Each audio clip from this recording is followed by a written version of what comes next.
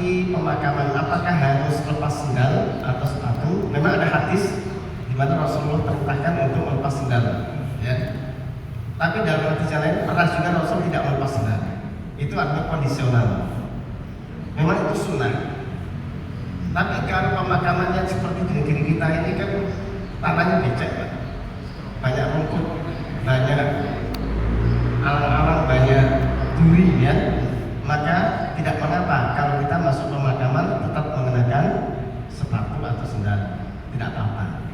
Tapi kalau pemakaman di Timur Tengah kan pasir, Pak, ya, lepas sendal aman aja, Pak, ya.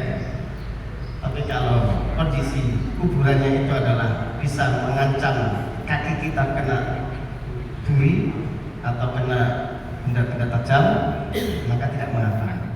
Hukum asalnya disunahkan, ya, hukum asal disunahkan. Sunnah itu kalau dikerjakan dapat pahala, jika tidak dikerjakan maka tidak sampai dianggap, tidak sampai disiksa.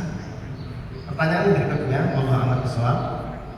Yang kedua adalah dari Bapak Kabul, ya. Namanya masih ingat Mas, ya. Ketika sepasang suami istri, ya, suaminya non muslim tapi begitu mau menikah dia mu'alaf, masuk Islam, sehingga menikahnya secara Islam, maka pernikahannya sah, halal. Tapi di tengah perjalanan, setelah berjalan 10 tahun, 20 tahun, sang suaminya kembali ke Kristen lagi. Bagaimana status pernikahannya? Status pernikahannya otomatis fasakh, batal, ya. Karena nggak boleh wanita muslimah dinikahi atau menikah dengan laki-laki kafir, nggak boleh. Tapi kalau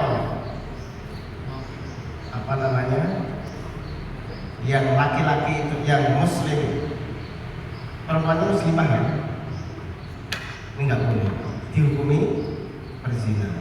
Tapi kalau kita yang muslim laki-laki menikahi wanita ahli kitab, orang Yahudi atau Nasrani, nah itu boleh. Surat Yunus ayat 5, ya. Jadi kalau yang lakinya muslim, perempuannya yang non muslim, yaitu ahli kitab, Yahudi atau Nasrani, nah ini adalah dibolehkan. Seperti Jamal Mirdad, dia kan muslim, Pak, anak kiai. Nah istrinya dia kandung, kok tahu? Nah itu waktu saya masih kecil suka nonton film itu. Ternyata dia kandung itu Kristen, Pak, tapi Kristen yang baik. Dia bisa ngaji juga, ya. Dia tidak memaksa anak-anaknya untuk masuk Kristen, tidak, ya. Dia pun baik dalam arti tidak, ya, memaksa keluarga untuk masuk agama Kristen.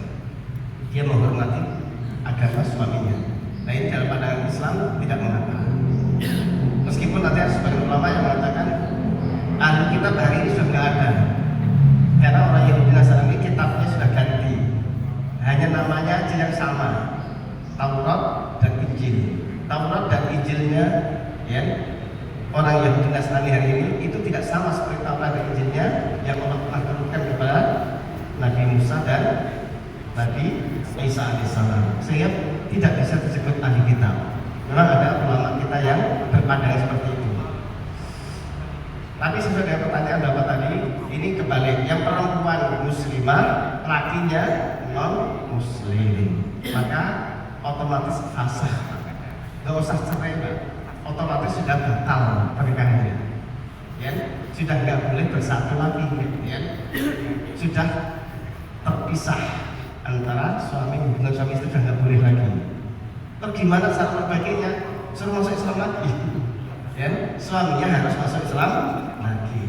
Tapi masuk Islam tenanan, jangan seperti setrika, bolak-balik, ya. Kristen mau nikah muslim, setelah dapat kafir lagi, ya. Terus ketika didesak muslim lagi, nanti lengah.